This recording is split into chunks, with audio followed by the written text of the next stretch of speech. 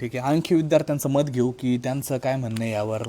भाऊ, तुम्ही सांगू शकता तुमच्या मनात काय दुःख आहे किंवा तुम्हाला काय वाटतं. तुम्ही मोकळ्या मनाने पब्लिकला सांगा की काय विषय. किती महागाई वाढलेली आहे आणि एकूणच आम्हाला तो खर्च न परवडण्यासारखा असतो. बरोबर. आणि त्यामुळे आमची अशी मागणी की त्यांनी डीबीटी मध्ये वाढ करावी, तर हे कमीच करतायत, वाढवती नाहीत. तर आमची अशी मुख्य मागणी याच्यामध्ये की आमची डीबीटी जी असेल आमच्या खर्चासाठी ती वाढून देण्यात यावी.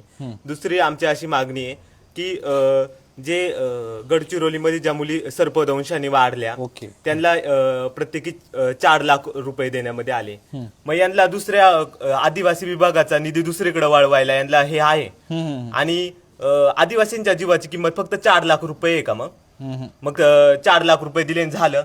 ह्या सगळ्या गोष्टींना हे शासन, हे विभाग जबाबदार आहे. आणि त्यामुळे आम्ही यांचा राजीनामा मागतोय.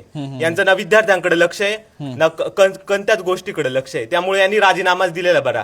कारण की हे शासन असेल, कोणताही विभाग असेल, हे ऐकून घ्यायला तयारच नाही ना विद्यार्थ्यांची मागणी काय आहे नेमकं. तुम्ही विद्यार्थ्यांसाठी एवढा फंड येतो, एवढ्या गोष्टी होत्या, पण ते तुम्ही ऍक्च्युअल तुमच्यावर लावतच नाही ते. आणि त्यांना काही फरक पण पडत नाही. उलट म्हणतात का तुमचा काय तमाशा चाललाय. तमाशा तर आम्ही करणार, पण नाचणार तुम्ही, एवढं लक्षात ठेवा.